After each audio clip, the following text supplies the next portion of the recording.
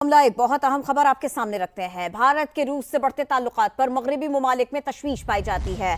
बरतानवी अखबार ने ऐसा दावा किया है। इंडिया जो है वो अब रशिया और उनके बीच में भी आपस में कुछ ताल्लुकात बेहतर हो रहे हैं। दूसरी तरफ हम सी पैक के हवाले से चाइना के साथ भी हमारी दूरियां आ रही हैं। बड़ी कॉन्फ्लिक्टिंग किस्म की रिपोर्ट्स हैं उनकी। यह है कि प्राइम मिनिस्टर मोदी सुनने में आया कि रशिया जा रहे हैं इस वक्त में, जब दुनिया में बहुत ज़्यादा हलचल मच रही है। रशिया की एक न्यूज़ एजेंसी है तास, वो ये कह रही है।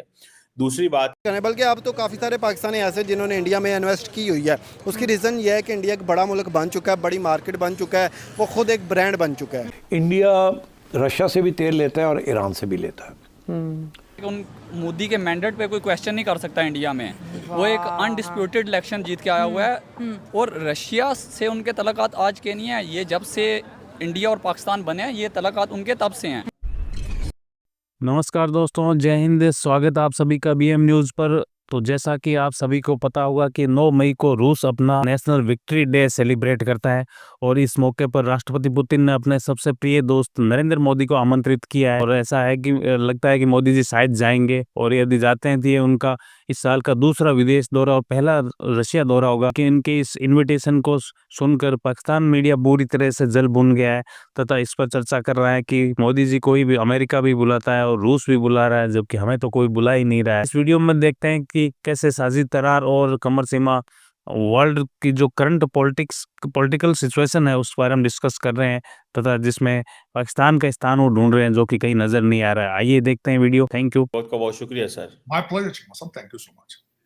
तार साहब, 2-4 इंपॉर्टेंट टॉपिक हैं। एक बात तो यह है कि प्राइम मिनिस्टर मोदी सुनने में आया कि रशिया जा रहे हैं इस वक्त में, जब दुनिया में बहुत ज़्यादा हलचल मच रही है। रशिया की एक न्यूज़ एजेंसी है तास, वो ये कह रही है। दूसरी बात यह है कि प्रेसिडेंट शी जिनपिंग के बारे में अमेरिकी सदर ने कह दिया कि मेरा उनसे बहुत अच्छा रिलेशन है और मैं रशिया के साथ भी अच्छा रिलेशन रखना चाहता हूँ।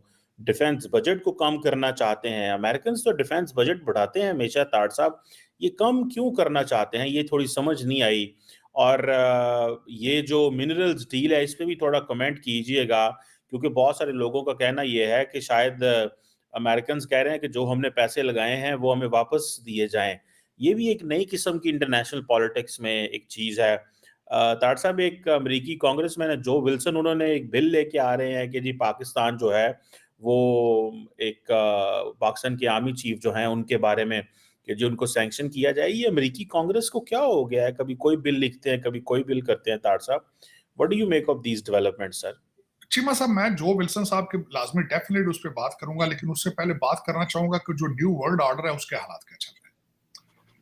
डोनाल्ड ट्रंप साहब, मैंने आपको बताया था कि यूक्रेन के हवाले से इनको शुक्र अदा करना चाहिए अमेरिकन को और यूरोपियन को कि उनको फेस सेविंग दे रहे हैं वहां से निकलने के लिए, क्योंकि जंग ये हार चुके हैं। जब JD वांस ने जाके इनकी सरजमीन पे खड़े होकर कहा था कि आपको रशिया से और चाइना से खतरा नहीं है, आपको अपने आप से खतरा है, तो वो it is a very deep words.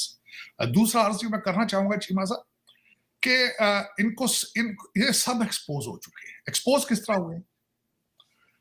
Syria में एक्सपोज हुए रशिया के सामने, फिर उसके बाद ये क्रीमिया में एक्सपोज हुए, ये अफगानिस्तान में एक्सपोज हुए, फिर उसके बाद आप देखें कि इनके जो हालात इस वक्त क्या चल रहे हैं इनके डोमेस्टिक।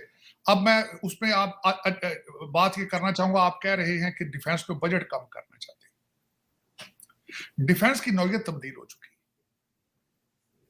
डिफेंस अब टैंकों वाला रहा नहीं है ना, F-35 के बारे में इस तरह डिफेंस नहीं रहे। अब जंगें, अब आप देखें ये फ्राइडे को आ रहे हैं प्रेसिडेंट ज़ेलेंस्की यूक्रेन, अपने यूक्रेन के रेयर अर्थ मिनरल्स जो है वो प्लेट में रख के लेके आ रहे हैं। और आपको बताया था कि जंग हथियार बहुत है उनके पास। स्टारलिंक एक चीज है जिसने उनको घुटनों के बल कर दिया। सिंबलाइज क्या करता है कि जंगें अब बंदों ने नहीं लड़नी। चीमा साहब, अब जंगें सिर्फ कंप्यूटर की जंगें होगी, आर्टिफिशियल इंटेलिजेंस की जंगें होगी। जिस तरह आप पाकिस्तान 5th जनरेशन वार लड़ रहा है, आपका क्या ख्याल है इस वक्त? आपका सबसे बड़ा चैलेंज क्या है? आपका चैलेंज इंडिया नहीं है इस वक्त। आपका चैलेंज इस वक्त कोई और नहीं है। आपका चैलेंज लौंडा लपाड़ा है जो इस वक्त ट्विटर पे बैठा है और यूट्यूब पे बैठा है। 5th जनरेशन वार। तो जंगें अब जो चीमा साहब, और दूसरा मैं अर्ज करना चाहता हूं कि यूनाइटेड नेशंस का आज तक जो अगर देखा जाए तो यूनाइटेड नेशंस ने आज तक डिलीवर क्या किया है? Nothing, zero. World health organization को फंड करने वाले अमेरिकन थे, but they were embedded with China. आपका पेरिस अकॉर्ड था, पोल्यूटर सबसे बड़ा चाइना और भारत है, वो इसमें सही नहीं भरपूर तरीके से ले रहा है।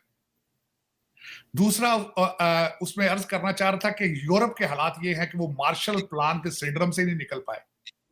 पैसा भी अमेरिका ने दिया तरक्की करने के लिए, डिफेंस पे उनका एक ढिला खर्चा नहीं है उसके बाद, और अपना 2% जीडीपी का जो कमिटमेंट है वो भी नहीं दे रहे। तो फिर ये यूनाइटेड नेशंस, ये ईयू, ये क्वाड, ये सारे, ये सिर्फ ब्यूरोक्रेसी के अंदर टेबलों पे बैठ के डिस्कस करने की हद तक अच्छे लगते हैं। ऑन ग्राउंड रियलिटी में ये सब फ्रॉड है। अब मैं एक और चीज आपको बताना चाहूंगा। कल एक बहुत बड़ा एक चैलेंज हुआ, बहुत बड़ा, जिस तरह कल परसों, कि अमेरिका ने हिस्ट्री में पहली दफा नॉर्थ कोरिया और रशिया के साथ मिलकर वोट डाला।